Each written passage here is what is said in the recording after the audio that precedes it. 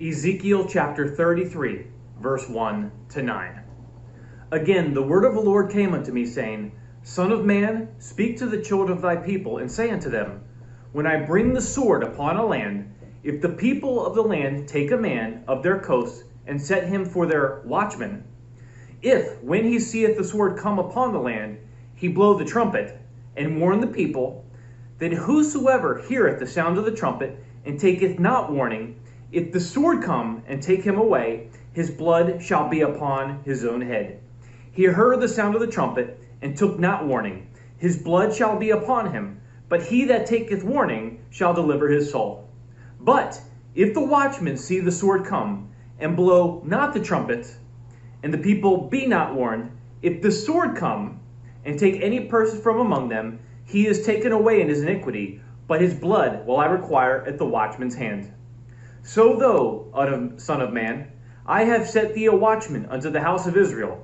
Therefore, thou shalt hear the word of my mouth, and warn them from me.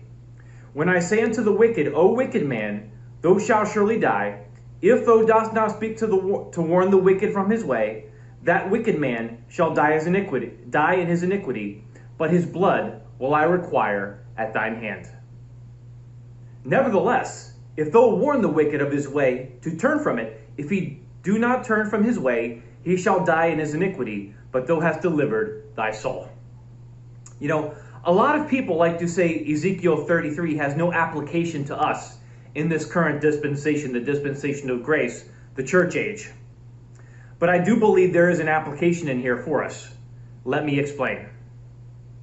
First off, just like in Ezekiel chapter 33, we see the sword coming upon the land. We see the tribulation period casting its shadow on the earth right here and right now. It's crazy in this world right now, but this is nothing compared to what is coming. In fact, in the book of Jeremiah chapter 30, verse 7, we read the following. Alas, for that day is great, so that none is like it. It is even the time of Jacob's trouble, but he shall be saved out of it. In Matthew chapter 24, verse 21, we read, For then shall be great tribulation, such as was not since the beginning of the world to this time, nor ever shall be. So the worst time in human history is coming. It is not here yet. This is nothing compared to what is coming. But we see this coming tribulation period casting its shadow on the earth right here and right now. And we are told we will know that we are in the season of the Lord's return. We will see the day approaching. And if we're watching, that day will not catch us off guard. In fact, the Apostle Paul in the book of 1 Thessalonians chapter 5, verse 4, puts it very plainly. But ye, brethren, are not in darkness, that day should overtake you as a thief. We will see the day approaching. If we're watching, when that day comes, it will not catch us off guard like a thief. Unfortunately, for a majority of the world, who's so caught up in this world, it's going to catch them off guard because they're not watching. But we see, just like in Ezekiel chapter 33, we see the sword coming upon the land. And what are we supposed to do? We are to warn the people. As ambassadors of Jesus Christ, our job is to warn a lost world that Jesus is coming soon. But most importantly, it is to give them the gospel of their salvation, which the Apostle Paul gives us in the book of 1 Corinthians chapter 15, verse 1 to 4. And the gospel of their salvation is simply this. Jesus Christ died on that cross for their sins. He was buried, and he rose from the dead. He resurrected on the third day, as it is written in the scriptures. Again, we can't save anybody, folks. All we can do is plant the seeds. You know, in 1 Corinthians chapter 3, verse 4 to 9, the Apostle Paul says the following. For while one saith, I am of Paul, and another, I am of Apollos, are ye not carnal? Who then is Paul, and who is Apollos, but ministers by whom ye believed, even as the Lord gave to every man? I have planted, Apollos watered, but God gave the increase. So then neither is he that planteth anything, neither he that watereth, but God that giveth the increase. Now he that planteth and he that watereth are one, and every man shall receive his own reward according to his own labor. For we are laborers together with God. Ye are God's husbandry, ye are God's building. So all we can do is plant the seeds and let God provide the increase in his timing. Right? But we see the sword coming, just like in Ezekiel chapter 33. Right? We see the sword coming upon the land. But before the tribulation period does begin, Jesus Christ will rapture all those who are saved. Snatch away suddenly, remove.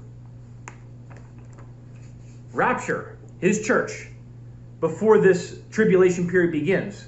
Things are converging and intensifying all over the world like never before, just like Jesus said they would in his word. Jesus likens his return, his second coming, which is at the end of the 7-year tribulation period, to a woman in travail that's about to give birth.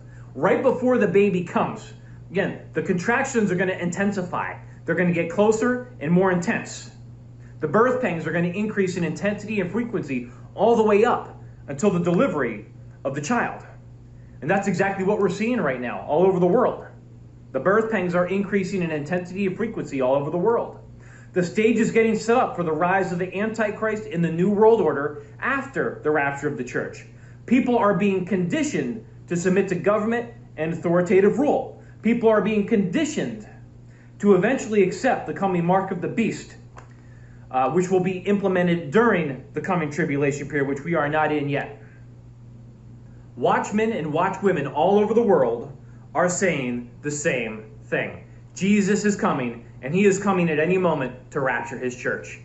You make a difference, whoever you are watching this. You make a difference. You are an ambassador. If you're saved, you're an ambassador for the King of Kings and the Lord of Lords, Jesus Christ, and we have a job to do. So blow your trumpets, all you watchmen and watchwomen out there, rise up with me, because we have a job to do in these final moments. In the days, weeks, and months ahead, Lord willing, unless Jesus comes for his church. Again, we're watching every day on this channel.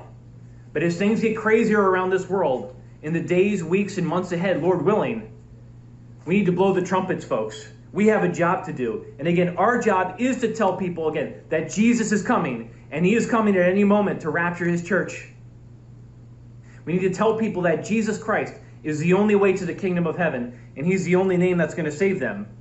And our job, the most important thing above all else, is the gospel of their salvation. The gospel is the plumb line. And again, our job is to give people the gospel of their salvation in a simplistic form. Not give them religion or legalism or complicate the message, but tell them they can be saved right here, right now, this very moment, and tell them that now is the accepted time. Now is the day of salvation. But again, our job is to give them the gospel of their salvation. Again, which is 1 Corinthians chapter 15, verse 1 to 4. We need to tell people that Jesus Christ died on the cross for their sins. He paid their sin debt in full with his blood on the cross at Calvary. He paid the price that they could never pay on their own. He paid it, and he paid it with his blood so that they could be reconciled back to him, so they could be forgiven of their sins and be with him forever in heaven. So we need to tell people, again, that Jesus Christ died on the cross for their sins. He was buried, and he resurrected. He rose from the dead on the third day, as it is written in the scriptures. We need to give people that message and then pray for them. We need to pray that the seed we just planted, as ambassadors of Jesus Christ, again, our job is to tell them the gospel, which is the plumb line, that Jesus died for them, he was buried, and he rose from the dead on the third day, as it is written in the scriptures. And we need to pray for that person. We need to pray that God will bring to fruition that seed that we planted. If not now, then during the tribulation period, because we know multitudes get saved during the coming tribulation period. I don't wish that upon anybody. They're most likely going to be killed for their faith during the coming tribulation period. But all we can do as ambassadors for Christ is to plant that seed and let God provide the increase in his timing, preferably before the rapture of the church. But watchmen and watchwomen all over the world, we have a job to do. In the days, weeks, and months ahead, Lord willing, we have a job. So blow your trumpets, watchmen and watchwomen all over the world, because make no mistake about it, that day is approaching. Keep watching with me. Keep looking up. The King of Kings, the Lord of Lords, the Son of God, Jesus Christ, he's coming. And he's coming quickly, one day very soon at the appointed time, sooner than many of us even realize. Keep watching with me, and God bless you all.